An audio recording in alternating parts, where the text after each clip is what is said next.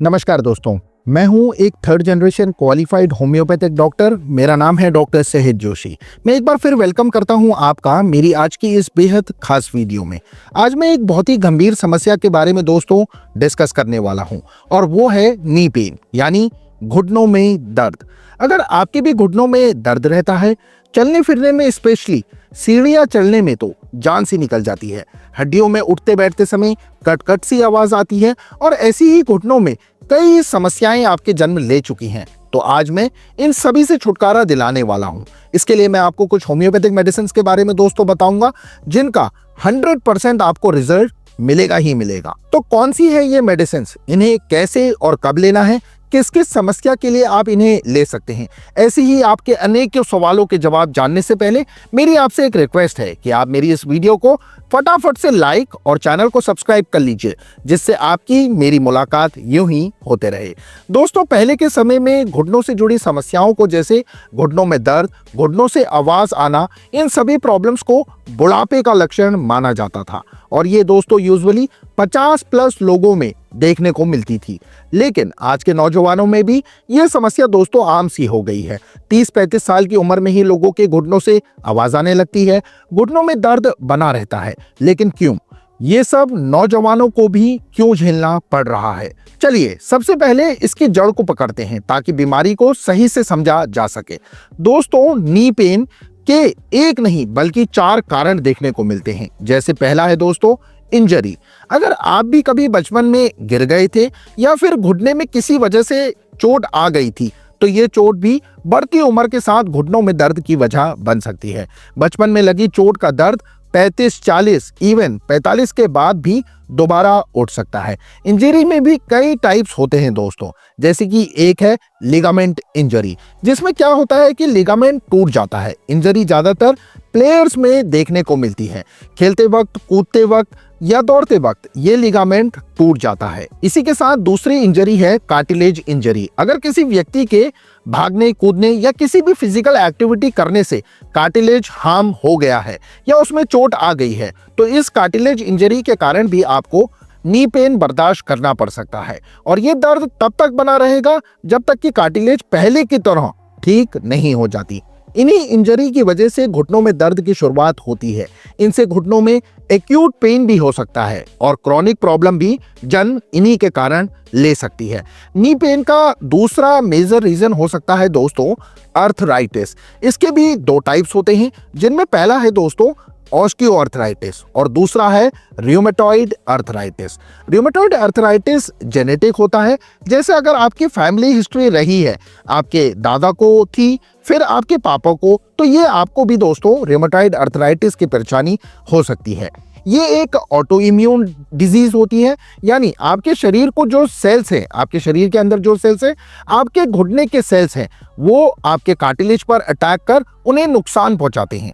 इस आर्थराइटिस में पेशेंट को फीवर बना रहता है, नी जॉइंट्स में स्वेलिंग, सूजन देखने को मिलती है। इसके अलावा पेशेंट्स को असहनीय दर्द का भी दोस्तों सामना करना पड़ता है। वहीं ऑस्टियोआर्थराइटिस की अगर मैं आप लोगों से बात करूं, तो इसमें भी घुटने के कार्टिलेज पर बुरा प्रभाव पड़ता है। जैसे जैसे उम्र ढलती है, वैसे वैसे ये समस्या विकराल रूप ले लेती है। हमारे जो घुटने होते हैं, इनमें मौजूद दोनों हड्डियों के किनारे पर कार्टिलेज चिपका रहता है, जो कि एक तरह से कुशन होता है। हड्डियों पर लगे इस कार्टिलेज की वजह से हमारे घुटने की बोन्स आपस में टकराती नहीं है। कार्टिलेज 2 हड्डियों के बीच एक रुकावट या वॉल का काम करता है।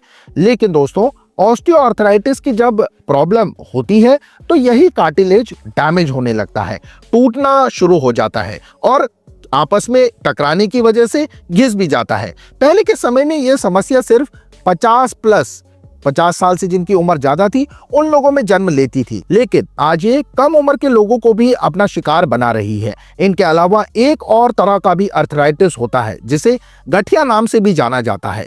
जब ये समस्या हमारे शरीर को घेरती है, तो हमारे शरीर में मौजूद यूरिक एसिड का लेवल बढ़ना शुरू हो जाता है। ये यूरिक एसिड हमारे जॉइंट्स पर बुरा असर डालता है। यूरिक एसिड हमारे जोड़ों में जमने लगता है, जिससे उन एरियाज में इन्फ्लामेशन आ जाती है, सूजन आ जाती है। सूजन की वजह से दोस्तों पेन भी शुरू हो जाता है। तो दोस्तों, इस तरह से घुटने के दर्द के एक नहीं अनेकों कारण हैं, जिनमें पहला है इंजरी या कोई पुरानी चोट, दूसरा कारण है दोस्तों अर्थराइटिस, और तीसरा होता है दोस्तों साइनोवियल फ्लूइड। हमारे घुटनों में प्राकृतिक रूप से एक चिपचिपा सा लिक्विड मौजूद होता है जो कि ग्रीस की तरह काम करता है। इसे ही साइनोवियल फ्लूइड का नाम दिया जाता है। यह फ्लूइड ही हमारे घुटनों में चिकनापन लाता है, जिससे घुटने आपस में टकराते नहीं हैं, घिसते नहीं हैं। लेकिन अगर यही साइनोवियल फ्लूइड कम हो जाता है तो फिर समस्या पनपने लगती है। फ्लूइड खत्म होने से घुटने आपस में टकराना शुरू हो जाते हैं। जो चिकनाई इनमें पहले थी वो नहीं रहती, जिस वजह से ये आपस में एक दूसरे से टकराने के कारण घिसने लगते हैं, रगड़ लगती है, और इससे कार्टिलेज को बहुत भारी नुकसान का सामना करना पड़ता है। साइनोवियल फ्लूइड हमारे घुटनों में एक जेली की तरह भरा हुआ रहता है। घुटनों की दोनों हड्डियों के बीच भरे होने से यह घुटनों में चिकनाहट पैदा करता है। लेकिन बढ़ती उम्र के साथ या ऑटो इम्यून डिजीजेस के कारण इस फ्लूइड पर अपना बुरा प्रभाव ये डालती हैं और ये कम होने लगता है। जब इस समस्या को लेकर मरीज पेशेंट डॉक्टर के पास जाता है तो वो डायरेक्ट इस फ्लूइड को इंजेक्शन के जरिए नी में इंजेक्ट कर देते हैं। लेकिन ये फ्लूइड भी जल्द ही खत्म हो जाता है और फिर से समस्या जस की तस बनी रहती है। फ्लूइड को इंजेक्ट करना एक परमानेंट सोल्यूशन नहीं है, क्योंकि नेचुरली फ्लूइड का जो फ्लो है, अगर वो उसी मात्रा में शरीर उसे खुद नहीं बनाएगा तो समस्या कभी खत्म नहीं होगी। और अगर साइनोवियल फ्लूइड प्रॉपर मात्रा में नहीं रहेगा तो घुटनों का दर्द भी नहीं जाएगा। इसलिए ये इंजेक्टेड फ्लूइड जो इंजेक्शन की मदद से डॉक्टर लगाते हैं, इसका बेहतर इलाज नहीं है। आप नी पेन के कारण तो समझ गए, आपने इनके बारे में अच्छे से जान लिया, लेकिन इनके सिम्टम्स भी समझना आपके लिए दोस्तों बेहद जरूरी है, जिससे आप जल्द से जल्द लक्षणों को जानकर इलाज कर सकें। अगर आपके घुटने में समस्या होगी तो आपको सीढ़ी चलते वक्त सबसे ज्यादा दिक्कत का सामना करना पड़ेगा। सीढ़ियां चढ़ने के दौरान आपके घुटनों से आवाज सुनाई देगी, उठने बैठने में भी घुटनों से कट कट की आवाज रिलीज होगी। अगर ऐसी ही आवाज आपके घुटनों से भी आ रही है तो समझ जाइए कि कार्टिलेज खत्म हो रहा है या फिर खत्म हो चुका है। इसके अलावा घुटनों से साइनोवियल फ्लूइड, जिसे आसान भाषा में दोस्तों समझने के लिए ग्रीस कहते हैं, वो भी खत्म होती जा रही है और इन फ्यूचर ये समस्या और भी ज्यादा प्रॉब्लम्स हमारे शरीर के अंदर क्रिएट कर सकती हैं। ये रूमेटॉइड अर्थराइटिस भी हो सकता है, ऑस्टियोआर्थराइटिस भी हो सकता है, और तो और गाउट गठिया के भी चांसेस हैं।